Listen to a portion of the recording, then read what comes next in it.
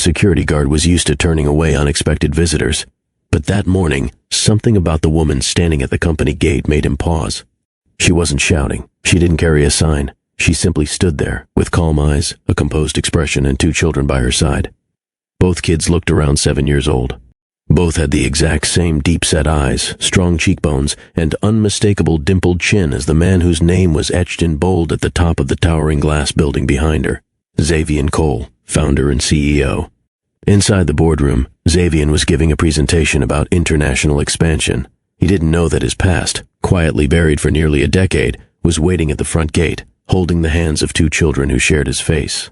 One of his assistants received the call from security, paused, then nervously slipped a note across the conference table. He read it, stopped speaking mid-sentence. His fingers trembled slightly, but his voice remained steady. "We'll pause the meeting here," he said. "I need a moment." That moment would become the turning point of his entire life. Have you ever walked away from someone, thinking it was the right thing, only to spend years wondering if you'd just lost the very best part of your life? Have you ever looked back and realized you were so busy chasing success that you couldn't see who was quietly slipping out of your world? Xavian Cole had everything most people dream about: wealth, power, the kind of influence that could move markets. But none of it helped him sleep at night. Not really, because what haunted him wasn't a failed business deal or a missed investment opportunity. It was a quiet moment, one he couldn't rewind, a question he never answered, a look he didn't understand until it was too late. And now, after years of silence, the one woman he couldn't forget stood at his company's gate with 2 children who shared his blood. What would you do if the life you thought you buried came back, not to haunt you, but to give you one last chance? Xavian Cole wasn't the kind of man who stumbled. He moved through life with precision, every decision calculated, every move planned. He built his company from the ground up, turned a cramped apartment and a borrowed laptop into a billion-dollar tech empire. His face was on magazines, his voice echoed in boardrooms across continents, and his schedule was controlled to the minute. But that day, nothing prepared him for her. Nothing prepared him for the children. In a world where control was his currency, this moment stripped him of everything predictable. There was no script for this, no press release, no boardroom response. Just a man standing in front of 2 small lives he never knew existed, and a woman whose absence had been louder than any argument they ever had. He had spent years thinking he let go of a mistake, but what if he had walked away from the only thing that truly mattered? What do you do when everything you've built suddenly feels incomplete? Because sometimes the most valuable thing in life isn't found in spreadsheets, stock options, or signatures. It's found in the eyes of the people you once left behind. Why did she return after all these years? Why now? And why didn't she tell him about the children sooner? Questions like these swirled in Xavian's mind, unspoken but burning behind his calm exterior. The woman who once held his heart, who disappeared without warning, was suddenly back, and she wasn't alone. He could have demanded answers right away. He could have called his lawyer, made a scene, or accused her of betrayal. But none of that happened. Instead, he looked into the faces of the children standing beside her, 1 boy, 1 girl, and felt something he hadn't felt in a very long time. Not confusion, not anger, but regret. Deep, quiet regret. Because somewhere between the boardroom victories and late-night negotiations, he had lost track of what it meant to be a man, not just a CEO. And now, life had placed him face to face with the truth. This wasn't about business. It was personal, very personal. Stay with us until the end of this story, because what she tells him next doesn't just change his life. It shakes everything he thought he knew about love, loyalty, and what it truly means to start over. Before we dive into this emotional journey, let me take a second to welcome you. Whether you're returning to Mr. Ross Story Trail, or this is your very first time here, thank you for choosing to spend a few minutes with a story that just might stay with you long after it ends. We tell stories that speak to the heart, about second chances, healing, and those rare moments in life that change everything. So, if you're the kind of person who believes that love can be complicated but still worth fighting for, if you've ever made a choice you wish you could take back, or if you've simply come to enjoy a powerful story that says something real, then you're in the right place. Don't forget to like this video, subscribe to the channel, and turn on your notifications so you never miss an inspiring story. And now, let's begin. Because Xavian Cole's story is about to show us that sometimes the hardest truths are the ones that lead us home. Long before his name appeared in business magazines, before private meetings with foreign investors and multi-million-dollar app launches, Xavian Cole was just another young man with a second-hand laptop and a dream. He grew up on the south side of Elbridge, an overlooked neighborhood where dreams were often replaced by survival. His father left early, and his mother worked 2 jobs just to keep the electricity running. Xavian's escape wasn't sports or music. It was logic, code. He could sit for hours figuring out how things worked, breaking apart old gadgets just to rebuild them better. He didn't wear the best clothes. He didn't have many friends. But what he did have was focus and a relentless desire to never live at the mercy of bills, landlords, or anyone else who could hold power over his life. He earned a scholarship to Langston University, and while other students joined fraternities or chased social status, Xavian lived in the computer lab. His dorm room was a mess of ramen wrappers and code notebooks. Every night he fell asleep to the sound of a cooling fan beside his bed. His big idea started as a class project, a platform designed to simplify internal workflows for small businesses. It didn't look like much in the beginning, but that project would eventually become Corelight Systems, a software company that revolutionized how companies managed real-time communication between remote teams. Xavian didn't launch with investors or flashy marketing. He built the platform slowly, with freelance gigs on the side to keep food on his table. He taught himself branding, UX, client pitching, everything he couldn't afford to outsource. What he lacked in money, he made up for with time and effort. Lots of it. Years later, Corelight secured its first major contract with a regional logistics firm. That deal opened the doors to a wave of corporate interest. By age 33, Xavian was running a company with employees in 6 countries. He moved into a luxury condo downtown. His wardrobe changed, his social circle shifted, but somewhere inside, he was still that boy from Elbridge, someone who didn't know how to rest because rest felt like weakness, or worse, vulnerability. He had conquered the life he once feared, but in doing so, he built a world so focused on control and perfection that it quietly pushed away the very people who helped him get there. People like Reena Calder. Reena Calder didn't grow up dreaming of wealth or power. Her heart was rooted in simpler things: connection, purpose, meaning. Raised by her grandmother in a small town called Eden Creek, Reena was the kind of person who remembered birthdays without reminders and wrote thank you notes even when she didn't have to. She met Xavian in college. He was focused, intense, often buried in code and tech journals. She was studying education and writing poetry in the margins of her textbooks. Where he was fire, she was calm. Where he saw angles, she saw emotion. Somehow, it worked. Their connection was unexpected but undeniable. Late-night walks turned into coffee-fueled study sessions, and before long, they became inseparable. When Xavian pitched his business idea, most people nodded politely and moved on. Reena, however, stayed up with him all night, sketching out early designs on napkins and whiteboards. She offered more than belief. She gave him structure, insight, and a kind of love that didn't need proving. When his laptop broke, she offered hers. When his rent ran late, she quietly covered the difference. After graduation, she turned down a full-time teaching offer to help him launch his company. They lived frugally, skipped date nights, and postponed dreams just to make the numbers work. But Reena never complained. Her belief in Xavian wasn't blind. It was grounded in his drive and the kindness she saw beneath the surface. She gave everything, not because she expected repayment, but because she believed in building something bigger, together. They married in a modest ceremony with handwritten vows and homemade cake.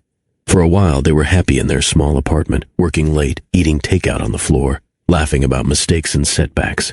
But time has a way of testing even the strongest roots, and as Xavian's company grew, so did the distance between them. Success doesn't always arrive with celebration. Sometimes it comes with silence, missed dinners, and unanswered messages. When Corelight Systems took off, Xavian became consumed by meetings, conferences, and never-ending deadlines. His schedule became sacred, ruled by appointments and contracts. Reena, once his partner in everything, slowly shifted from being his teammate to someone waiting in the background. At first, she understood. She encouraged him, supported his goals, and tried to hold the home front steady. But what once felt like teamwork now felt like a slow, vanishing act. Their conversations grew shorter. Meals became solitary. The laughter they once shared turned into polite smiles during quick check-ins. She started writing again. Poems, short stories, pages she never showed anyone. It was her way of processing the ache of invisibility. On their 5th anniversary, Xavian gifted her a diamond bracelet. It sparkled, yes, but she would have traded it in a heartbeat for one evening of undivided attention. He never noticed her eyes didn't light up the way they used to. Or maybe he noticed, but didn't have the tools to ask why. The turning point came one evening when she waited 3 hours for him to show up for dinner. She sat alone in a restaurant, dressed in his favorite color, watching couples laugh at nearby tables. When she got home, he was on the phone with a client, pacing the living room, talking about expansion. She didn't interrupt. She just walked past, took off her heels, and cried in the shower. The next morning, he handed her coffee and kissed her cheek like everything was normal. That kiss felt like a stranger's goodbye. The word divorce was never shouted. There was no dramatic fight, no broken dishes, no loud accusations, just long silences, heavy pauses, a sense that neither of them knew how to fix what had quietly eroded between them. When Reena brought it up, Xavian didn't beg her to stay. He didn't ask for time or offer change. He simply stared at the wall for a moment, nodded slowly, and said, "If that's what you want." She had hoped for resistance, not because she wanted conflict, but because she wanted to know he still felt something, that he still saw her. The paperwork was processed within weeks. The settlement was clean. No children, no property disputes, no public scenes. She left with her clothes, her journals, and the fading memory of the boy who once chased her barefoot across campus just to give her back her umbrella. Xavian returned to his company, his silence, and the endless cycle of productivity. He told himself it was for the best, that they were just in different phases, that it wasn't personal, it was timing. But deep down, something within him had gone quiet. And though he never admitted it out loud, his penthouse never felt like home again. The test sat on the bathroom counter, blinking silently. Reena stared at it, breath held, hands clenched. 2 faint lines. She blinked again, hoping it was a mistake. But it wasn't. Her heart thudded against her chest like a distant drum, steady and low. Pregnant. The word rolled through her head like an echo. Just weeks after the divorce was finalized, just weeks after she had packed her things and walked out of the life she once called hers. This. She sat on the edge of the tub, numb. The room felt cold, too quiet. She looked down at her flat stomach, her fingertips gently pressing the cotton fabric of her shirt as if trying to feel a sign. Something, anything to prove this was real. A wave of emotions flooded her. Fear, confusion, hope, regret, and then panic. Not for herself, but for the child, no, children, that would grow up without answers unless she made the right choice. But what even was the right choice? Telling Xavian meant reopening a chapter she barely had the strength to close. She imagined his face, stern, composed, unreadable. Would he believe her? Would he even care? The man who once used to trace her fingers while they talked about baby names in the dark now lived miles above her in both distance and ambition. He had made no attempt to call since she left, not even a message. Now here she was, holding proof of a shared future he didn't know existed. But part of her wondered, maybe that future didn't need him at all. Reena didn't sleep the night she confirmed her pregnancy with a doctor. She walked the quiet floors of her small apartment until sunrise, one hand on her stomach, the other clutching her phone. Xavian's number glowed on the screen more times than she could count, but her thumb never pressed call. But the temptation was real. She knew how easy it would be to tell him. He had a right to know. That thought repeated like a quiet bell in her mind. But so did another. Would he want to know? Would he accuse her of trying to pull him back into something he had already chosen to leave? Would he see the news as a burden instead of a blessing? She remembered how he missed her last birthday, how he once took a business call in the middle of their anniversary dinner, how he had smiled more at contract approvals than he ever had at her stories, and she remembered the look on his face when she said she wanted to leave, calm, indifferent, as if relief had quietly slipped into his bones. What if she told him, and he asked her to make a choice she wasn't willing to consider? She could handle being alone, but she couldn't handle rejection, not for herself, and certainly not for a child who didn't ask for any of this. So she made a decision. She deleted his number, packed her bags, and left the city, not out of anger, but out of the quiet understanding that sometimes choosing peace means walking away before someone else makes the decision for you. Waverly Falls wasn't marked on many maps. It wasn't the kind of place people moved to. It was the kind of place people never left. A town where everyone knew everyone, where the days moved slower and the nights were quiet enough to hear yourself think. It was exactly what Reena needed. She rented a small cottage at the edge of town. Nothing fancy, just 2 bedrooms, creaky floors, and a backyard that caught golden sunlight in the mornings. It was perfect. There she carried her pregnancy in silence. No friends, no family nearby. Just her and the growing rhythm inside her belly. At night she'd lie awake and speak to the babies, telling them stories of where they came from, what she hoped for them, and how deeply she already loved them. Niall came first, quiet, alert, and strong from the moment he opened his eyes. Mira followed, louder, quicker to smile, but always searching. Even as a newborn, she had a look that made Reena feel like she was being studied. The delivery was long, painful, and solitary, but when Reena held them both against her chest, nothing else mattered. Not the silence from Xavian, not the aching loneliness of starting over. All that mattered was that they were safe, that they were hers. She didn't sign their birth certificates with his name, not out of spite, but because the story wasn't his to share. Not yet. Reena learned quickly that motherhood left little room for rest, but somehow she adapted. Mornings in Waverly Falls began with the scent of oatmeal and the sound of cartoons playing softly in the background. Reena would braid Mira's hair while Nael built towers from cereal boxes. Every morning felt like a fresh start, even if the nights were long and the money was short. She took a job as a part-time English teacher at the local school. The pay wasn't great, but it allowed her to be near the children. More importantly, it gave her purpose. The classroom became a place of healing, somewhere she could still pour herself out. Even when she felt emotionally stretched thin at night after the kids were asleep, she would write short stories, essays, even a few novels. She submitted them under the name Calder Wynne, a blend of her maiden name and a surname she borrowed from her favorite author. To her surprise, people started to read her work.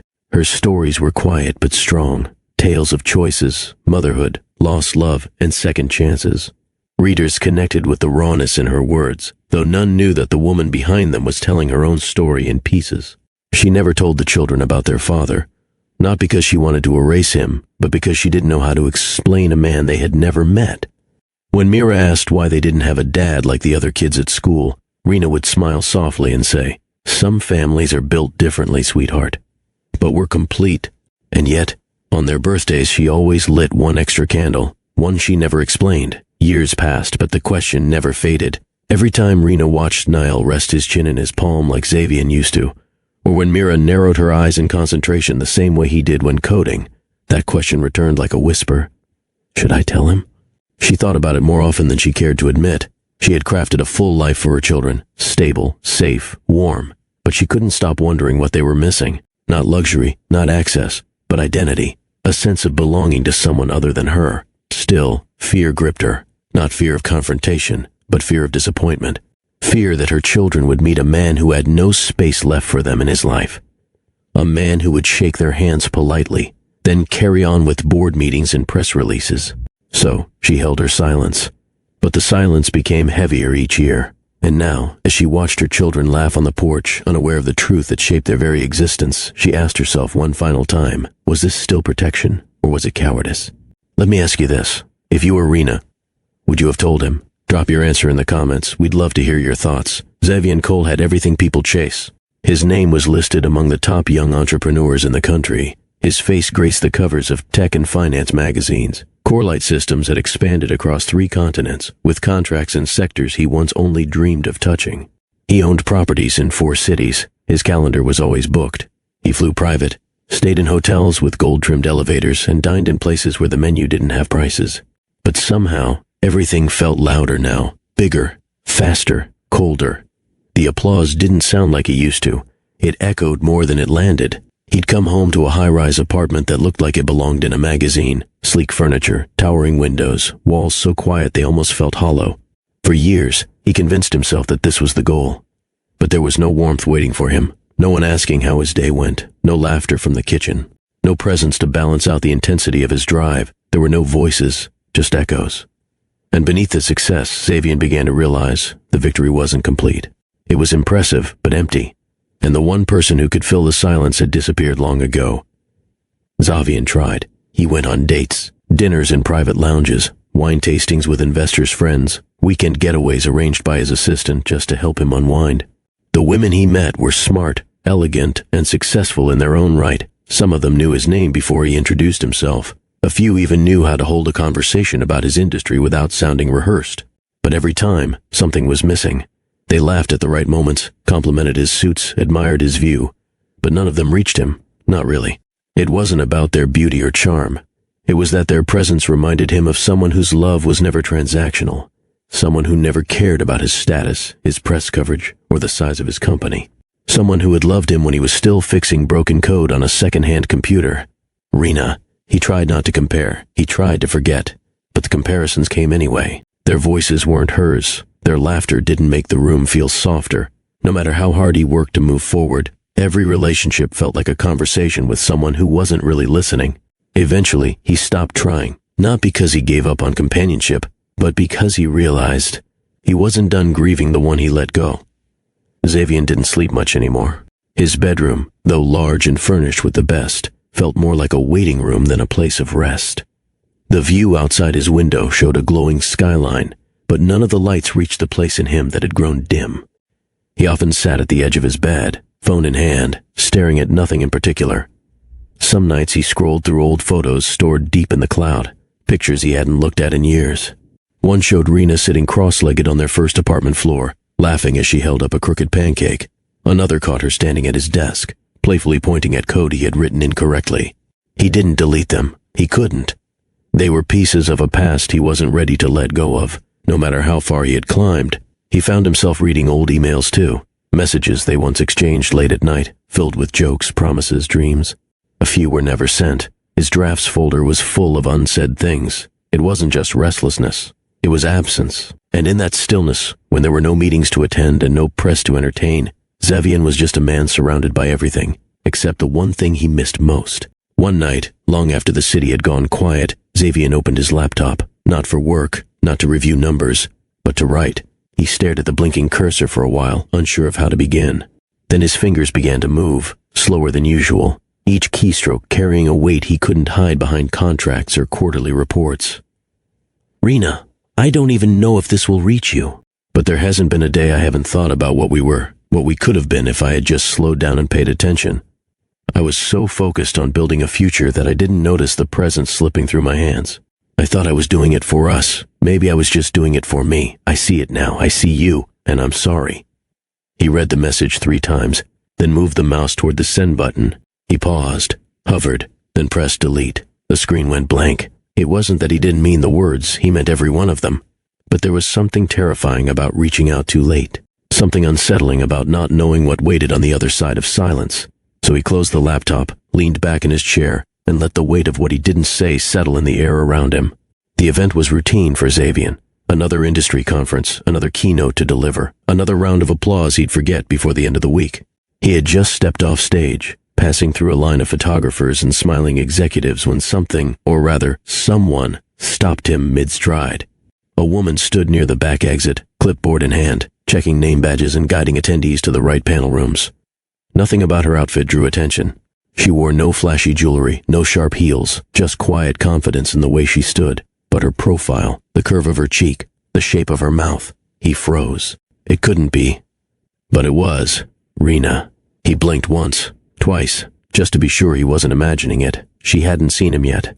Her focus was on the clipboard, lips moving slightly as she counted headsets. He took a slow breath and stepped forward. "Reena?" She looked up. For a moment her face remained neutral. Then her eyes widened, not with fear or excitement, but with something in between, like running into a memory you weren't prepared to face. "Xavian," she said softly. Neither of them spoke for a long second. Time didn't rewind. The years didn't disappear. But for just a moment, the noise of the conference faded around them. They found a quiet corner in the lobby cafe, away from the bustle of vendors and presentations. Xavian ordered an espresso he wouldn't finish. Reena asked for tea, though she barely touched it. The silence between them wasn't hostile. It was heavy with things that used to be said without words. Now, every glance carried the weight of history. "How long has it been?" he finally asked, voice low. Reena smiled politely. "Almost 7 years." He nodded, stirring his coffee just to give his hand something to do. "You look well." She tucked a loose strand of hair behind her ear. "You look exactly the same." He chuckled softly. "I'm sure the bags under my eyes disagree." The laugh they shared lasted just a moment before the silence returned. "So, Waverly Falls?" he asked. She nodded. "It's quiet. Good for writing. Teaching. You're still writing? Every day?" He smiled. "That's good. You always had that in you." She didn't reply. There were questions sitting between them. Big ones, obvious ones. But neither had the courage to ask or answer. She didn't mention the children, not yet, and he didn't ask why she left without another word. Somehow they both knew. That conversation needed more time than a coffee break could hold. Xavian leaned back in his chair, eyes scanning her face as if trying to spot what the years had changed. But what struck him most wasn't what was different. It was what hadn't faded. Her calm presence, the way she listened without rushing to speak, the quiet strength in her eyes. He had missed it, more than he'd allowed himself to admit. "Do you ever think about back then?" he asked carefully. She didn't look up right away. Instead, she traced the rim of her cup with one finger. Sometimes, she said, but mostly I try not to. Xavian gave a faint nod. Same. It wasn't true. Not really. He thought about it often, more than he should have. Especially on nights when the city lights blurred into thoughts he couldn't silence. He cleared his throat. I should have said more. Back then. Reena looked at him, finally meeting his eyes. There was no accusation in her gaze, just history. You said exactly what you felt, she replied. That was the problem. He wanted to argue, to explain, but the truth was, she was right. Their marriage hadn't ended with shouting. It had ended with silence, with missed chances and pride that neither of them wanted to put down. Now, seated across from her after all this time, he couldn't help but wonder if those old doors were still locked, or just waiting for someone to knock again. They didn't hug goodbye. They didn't promise to call or reconnect. But as they stood near the hotel exit, Reena turned to Xavian with a softness in her eyes he hadn't seen in years. You did become everything you said you would, she said gently. His response came after a pause. But not everything I should have been. There it was, unspoken sorrow sitting between them. No tears, no grand declarations, just a look that said, we were real, and we mattered. She nodded once, then turned and walked into the crowd, disappearing into the moving current of people.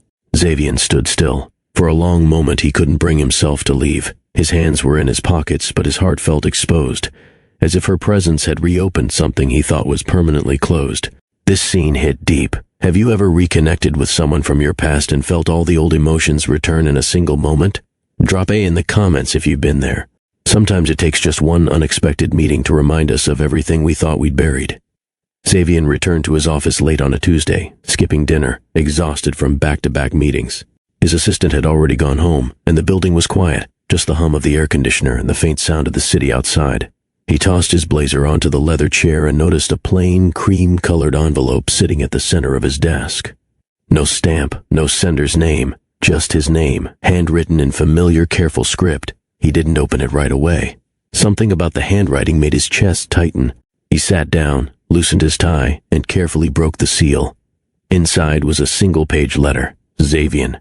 I've gone back and forth about whether to write this, not because I want to cause trouble or stir up old emotions, but because I've reached a point where silence feels unfair, especially to them. Their names are Niall and Mira. They are 6 years old, they're healthy, they're happy, and they are yours. I didn't tell you because I wasn't sure you would want them, or me, but they've started asking questions, and I no longer have answers that feel honest. I don't want anything from you. No requests, no drama, just truth. You deserve to know. Reena. Tucked behind the letter were 2 photographs. In one, the twins stood in front of a small birthday cake, both smiling, Niall with his serious eyes and Mira with a gap-toothed grin. In the other, they were seated on a porch swing. Niall's chin rested in his palm, and Mira's head was tilted like she was studying something closely. Xavian stared, not at the picture, not at the letter, but at the familiar features on 2 tiny faces that looked like they had come straight from his reflection. Xavian didn't cry often. He had trained himself to stay composed, through boardroom battles, legal setbacks, and even during the quiet undoing of his marriage. But this wasn't a deal gone wrong or a contract delayed. This was something no strategy could prepare him for. His fingers trembled as he placed the photographs on the desk. Niall's expression, the way he sat with one knee bent inward, was identical to how Xavian used to sit during college lectures. Mira's smile reminded him of a picture he once took of Reena laughing under the sun, back when they were still new to each other. The room seemed to close in around him. He stood up, walked to the window, and stared at the skyline. The same city he had built his entire life around now felt unfamiliar. 6 years, 6 birthdays missed. 6 years of scraped knees, bedtime stories, morning giggles, and first words he'd never heard. And not once had he known. 1,000 questions flooded his mind. Were they safe? Were they healthy? Did they ask about him? Did they wonder why he wasn't there? His knees felt weak. He sat on the edge of the couch, elbows on his thighs, hands cradling his face. The success, the headlines, the applause, none of it mattered in that moment. He had children, 2 of them, and they didn't even know his name. It wasn't anger that took over. It wasn't pride. It was something deeper, something that cracked him from the inside, grief for the years lost. And beneath it all, a decision forming quietly in his chest. He had to go to them. The city didn't sleep, but Xavian barely noticed it anymore. He spent the next few hours walking through his apartment like a stranger. He moved from room to room, touching things that once symbolized progress, his framed awards, imported sculptures, even the custom-built workspace overlooking downtown. They now felt irrelevant, like souvenirs from a place he didn't belong to anymore. He picked up the photo again. Niall, Mira, his children. Regret pressed against his chest like weight he couldn't push off. Not just for what he had missed, but for never even knowing there was something to miss. He questioned everything. How did Reena go through it alone? What did those early years look like for her? Did she cry at night? Did she ever almost reach out before pulling back again? Xavian wasn't angry with her. He was angry with himself, for being so caught up in deadlines and expansion that he never once looked back to check if the door he closed was still holding something worth saving. But now, there was no room for blame, only choice. He folded the letter, slipped the photos into his wallet, and pulled out his phone. Within minutes, he had booked a flight, cleared his schedule, and sent a brief message to his assistant. Family emergency. I'll be away for a few days. He didn't pack much, just essentials. The decision wasn't grand or dramatic. It was quiet, like all life-changing choices tend to be. Waverly Falls greeted him with a stillness he wasn't used to. No traffic horns, no phone alerts, just the hum of wind passing through old trees and the occasional sound of footsteps on gravel. Xavian's car pulled up outside a modest white cottage with blue shutters and a mailbox that leaned slightly forward. There were bikes parked on the side of the house. A hand-painted sign by the porch read, "Welcome home." His heart beat harder than it had before investor meetings or public speeches. He stepped out slowly, unsure what he would say. He hadn't called, hadn't warned her. The letter hadn't asked him to come, but he came anyway. Because once you knew you were a father, you didn't wait. Before he could knock, the door opened. Reena stood in the doorway holding a dish towel. She froze when she saw him, eyes widening in disbelief. "You came," she whispered. Xavian nodded, throat dry. "I got your letter." There was a long pause, nothing awkward, just full. She stepped aside. "You'd better come in." He entered the home carefully, as though the walls might remember him. Everything felt intimate, warm, lived in. A pair of tiny sneakers near the door, drawings on the fridge, a couch covered in cozy blankets that clearly had been shaped by little bodies curling up for story time. This was where life had been unfolding, without him. And now he had crossed a line between absence and presence. There was no turning back. Footsteps approached from the hallway, small ones. Xavian stood in the living room, uncertain of what to do with his hands, his expression, or the ache quietly rising in his chest. Niall entered first. He wore a t-shirt with a dinosaur print and held a half-finished toy in one hand. He stopped the moment he saw Xavian, his brows pulling slightly together, not scared, just curious. Behind him came Mira, skipping into the room with a pink crayon in her hand. She slowed when she caught sight of the tall man in their home, her eyes locked on his. The air stilled. They didn't know who he was, but they knew his face. Niall tilted his head, studying him, silent but alert. Mira leaned into her brother and whispered something, her eyes never leaving Xavian. Reena stepped forward gently. "Niall, Mira, this is Xavian. He's—" She paused, her voice catching. Xavian looked at them and spoke, voice softer than they'd ever heard from him. "I'm your dad." Neither child moved. Niall blinked slowly, then looked up at Reena. "Really?" Reena nodded, her eyes shimmering. Mira took a cautious step forward. "You came to see us?" Xavian knelt, eye level with both of them now. "Yes, I did. I came because I should have been here all along." For a moment no one spoke. Then, quietly, Mira reached out and touched the watch on his wrist. "Looks like mine," she whispered. Xavian smiled. Niall finally moved, coming closer but still guarded. "Do you know how to build things?" Xavian nodded. "I used to. Maybe you can remind me how." And just like that, a thread, thin, fragile but real, had been drawn between them. The beginning of something neither of them could name yet. But it was there. The next hour passed quietly, not rushed, not forced. Xavian didn't try to win them over with gifts or grand gestures. He simply stayed, kneeling on the floor while Niall showed him how to finish the toy he'd been building, listening as Mira described the characters in a picture she had drawn earlier that day. There were pauses, little glances toward Reena for reassurance, moments when neither child quite knew what to say, but they didn't pull away, and Xavian didn't push. When Mira brought him a book and asked if he knew how to read it in the fun voices, he smiled and cleared his throat. He stumbled on a few of the silly lines. Mira giggled. Niall didn't laugh, but he sat a little closer. Later, while Reena made tea in the kitchen, Xavian helped Niall snap the final piece onto his project. The boy didn't speak, just watched Xavian's hands carefully, then looked up. "You're good at this," Niall said, barely above a whisper. Xavian met his eyes. "I've had a lot of practice." A long beat passed. Niall nodded. Okay, just that. Not forgiveness, not trust, but an opening. That evening, as the sun dipped low behind the trees, Reena stood in the doorway and watched the three of them huddled together on the living room rug, Mira now leaning against Xavian's shoulder, and Niall resting his chin in his hands beside him. It was awkward, quiet, unpolished, but it was something, and sometimes something is all you need. Xavian didn't return to the city right away. Instead, he checked into a small guest house just 3 blocks from Reena's cottage. Nothing extravagant. A quiet room, a worn leather chair, and a view of the town square where children played near the fountain on Saturday mornings. He made no grand announcements, no press statements. He wasn't there to be seen, he was there to be present. Every morning he showed up on time, sometimes with muffins from the cafe down the road, sometimes with nothing but himself. He offered to walk the kids to school, to carry their bags, to help with their homework. At first, Mira tested him with endless questions, why his car had so many buttons, if he knew how to braid hair, and whether he could whistle with crackers in his mouth. He tried. She laughed. Niall was slower to open up. He watched from a distance, always alert, always cautious. But Xavian didn't rush him. He simply stayed. One afternoon, Niall handed him a sketch he had drawn in school. It was their family, 4 stick figures holding hands under a sun. Xavian stared at it for a long moment before asking, "That me?" Niall nodded. "Yeah. I guess so." That guess meant more than any formal title. With Reena, things moved gently. They didn't talk much about the past. Not yet. But the weight between them had shifted. He helped around the house. She let him. Slowly, she started setting a 4th plate at dinner without him asking. It wasn't perfect.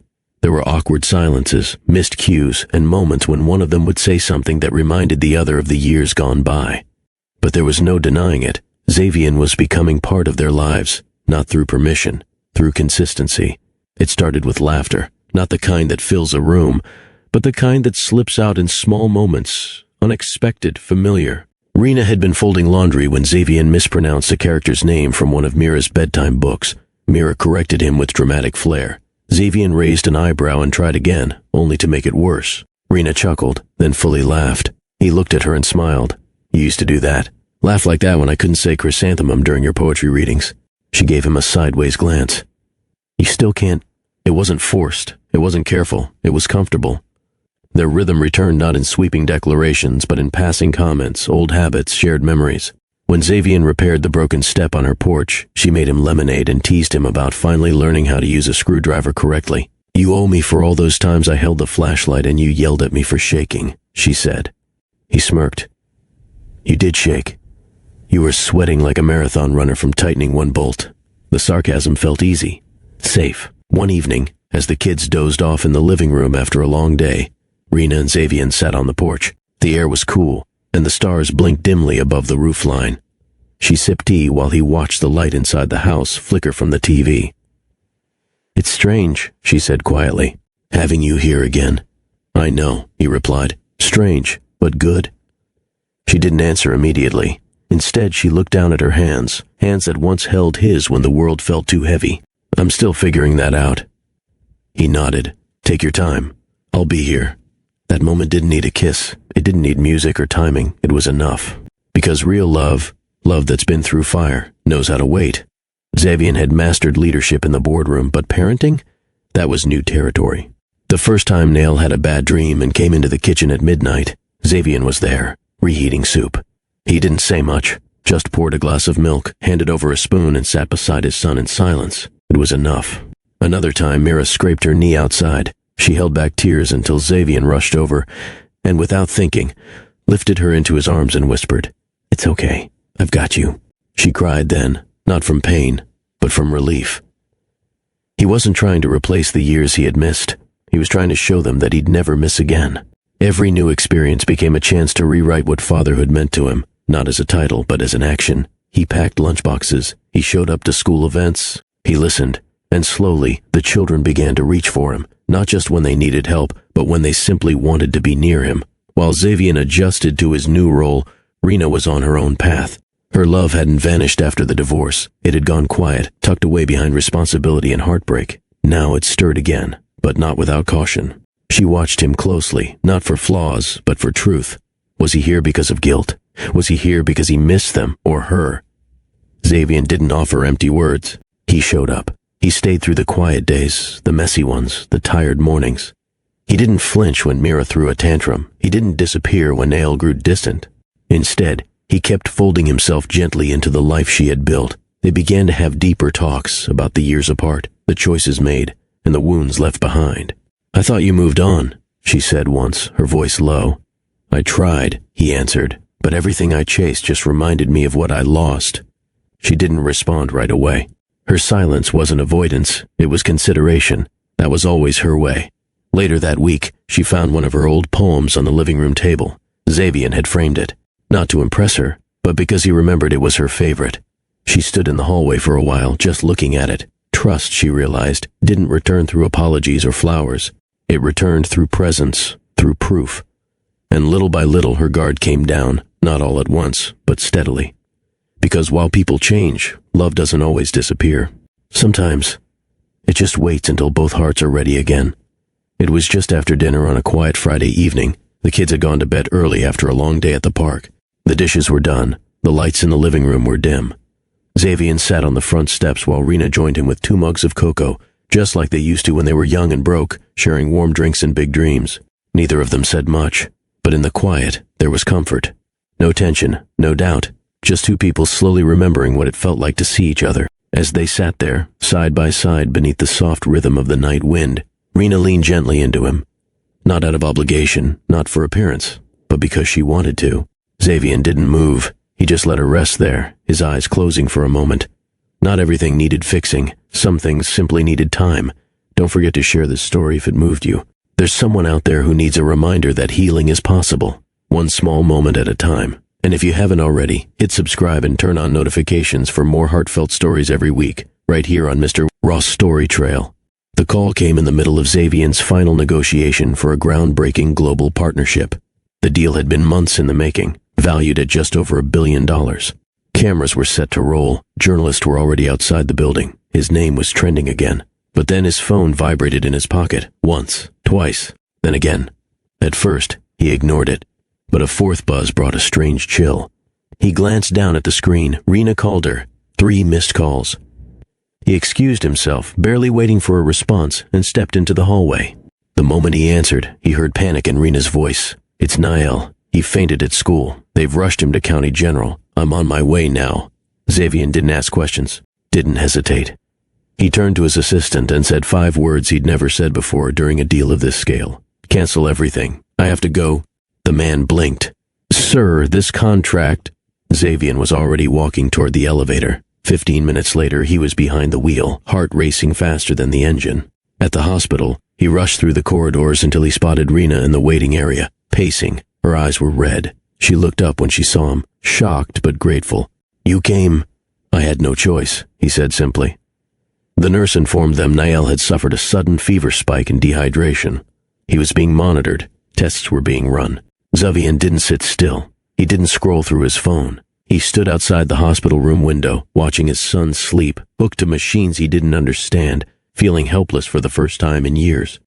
And yet, he didn't leave, not once. Hours passed. Nael's condition stabilized. His fever dropped. A soft rhythm beeped steadily from the monitor as he slept. Reena stepped out of the room and found Xavian sitting on the floor just outside the door, elbows resting on his knees, eyes fixed on the tile. She sat beside him. For a while, neither said a word. The silence between them wasn't tense. It was full of things that didn't need explaining anymore. "I canceled $1 billion signing today," he said quietly, without looking at her. Reena glanced at him. "You've never canceled anything." He gave a soft nod. "I didn't even think twice." She studied his face, not the sharp suit or the posture of a man in charge, but the tired eyes of someone who had finally figured out what mattered. "I used to wonder," she said after a pause, "if you could ever put people before deals, before image." He turned to her then. "I couldn't. Not back then. But now, I know what I almost missed. I won't let that happen again." She reached for his hand. It wasn't planned. Her fingers just found his. He didn't squeeze tightly, just enough to hold on. "I was scared you were showing up out of guilt," she admitted. "That it wouldn't last." Xavian exhaled, steady and honest. "So was I. But the longer I stayed, the less it felt like duty, and more like home." She looked away, tears quietly forming, not from sadness, but release. Xavian brushed her knuckle with his thumb, gently. "You don't have to forgive everything right now." "I don't expect that." "I don't think I need to," she whispered. "You already did the thing I didn't believe you could." "What's that? You stayed." He leaned in slightly, not for a kiss, not for approval, but to rest his forehead against hers. It was a simple touch, but it said everything. The morning light in Waverly Falls was soft, filtering through the lace curtains in the kitchen. Reena moved through the house quietly. Mira and Nael were still asleep after a weekend full of games, books, and late-night storytelling. She stepped into the kitchen, intending to make tea. That's when she saw it. A small velvet box sat neatly on the counter. Deep navy blue, closed, untouched. Her hands hesitated for a moment. She glanced around. The house was still and silent, except for the distant hum of the refrigerator.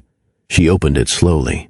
Inside was a necklace, but not just any necklace, her necklace. The one she had once sold, silently without mention, to help cover a month of bills during the early years of Xavian's company.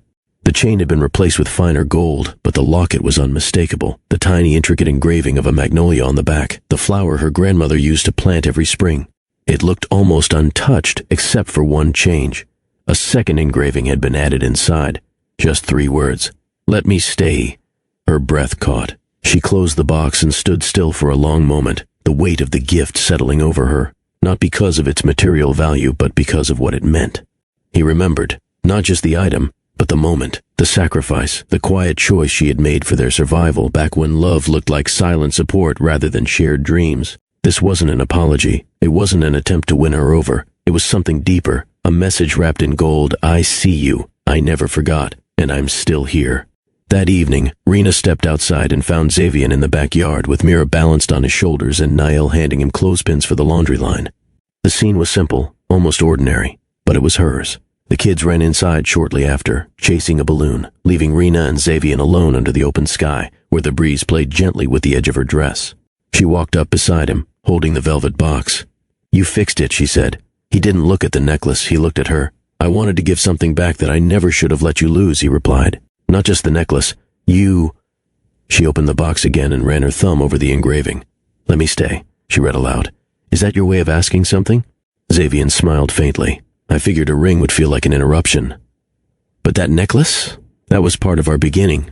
He paused, then added, "So I thought maybe we could begin again, not by pretending nothing happened, but by choosing something better now, together." Reena didn't speak right away, but her silence wasn't hesitation. She reached up and fastened the necklace herself. It rested against her collarbone as if it had never been gone. "I used to wonder what you'd say if you ever showed up again," she said softly. "I rehearsed it 1,000 times. None of it felt right." He stepped closer. "And now?" She looked up at him with steady eyes. "Now I don't need words. I just need presence."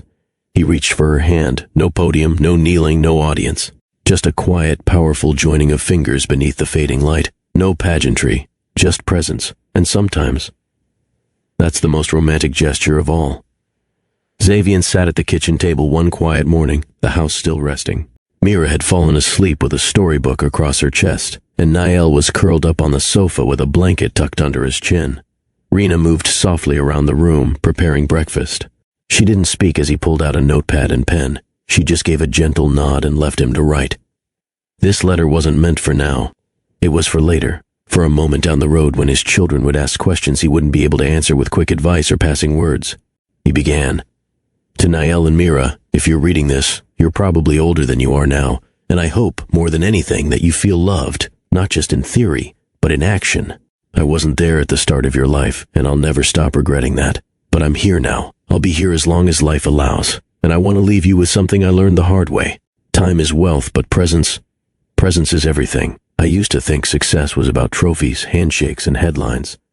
But what good is a full calendar when your dinner table is empty? Don't chase the world if it means losing the people who believed in you before the world even knew your name. Your mother taught me that. She saw me when I was still becoming, and I forgot to thank her while I still had the chance to do it in real time. So now, I show her with every day I stay. And I hope you'll learn that showing up is sometimes the greatest gift we can give the people we love." Xavian continued writing, his pen steady now, the words no longer held back by doubt. "Second chances exist, but no one hands them to you. You have to earn them. You have to admit where you failed, where you hurt others, and where you could have chosen differently. And then, you have to choose better. Every single day. I don't expect the world to always be kind to you, but I do hope you're kind to yourselves, and to the people who choose to walk beside you. Don't mistake silence for peace, and don't mistake distance for growth. The people who truly matter won't always wait forever, but sometimes life gives you one more door.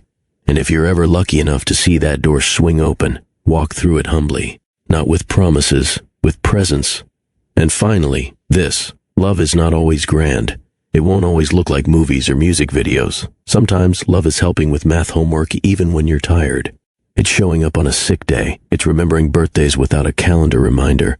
Love, real love, is steady, not loud, but true. I didn't get it right the first time. But you two? You make me want to get it right every time now. With all my heart, Dad. Xavian folded the letter and sealed it in an envelope labeled, "For Niall and Mira, on a day you need reminding." As he slipped it into the top drawer of his desk, he felt something in him settle. He wasn't trying to fix the past anymore. He was building something now. And this time, it would last. Some stories don't need a dramatic ending to make a lasting impact. Sometimes all it takes is a quiet shift, the kind you feel in your chest long after the screen fades to black. Xavian Cole didn't get a perfect ending. He got something more valuable, the chance to do things differently, to build something real from the pieces of what was once broken. And maybe that's the message we leave with today. That love doesn't always come back in the way we expect. Sometimes it returns years later, wearing new faces, carrying quiet questions, and offering a second chance that isn't wrapped in guarantees, but in grace. For anyone watching this who's held on to regret, who's wondered if too much time has passed, or who's been afraid to reach back out, know this: it's never too late to show up. Not with words, with presence, not with the need to be perfect, but with the courage to try again. Because healing doesn't always arrive like a rescue. Sometimes it walks in slowly, through open doors, soft voices, and a love that's ready to stay. So tell us, which part of Xavian and Reena's story moved you the most? Was it the moment he met the twins for the first time, or the necklace with those 3 simple words? Let's talk in the comments. Your voice matters here. And if this story touched your heart, even in the smallest way, don't keep it to yourself. Like it, share it with someone who might need this kind of reminder today, and subscribe for more powerful, heartfelt stories every week right here on Mr. Ross Story Trail. Because some stories are meant to be told, others are meant to be felt. We'll see you in the next one.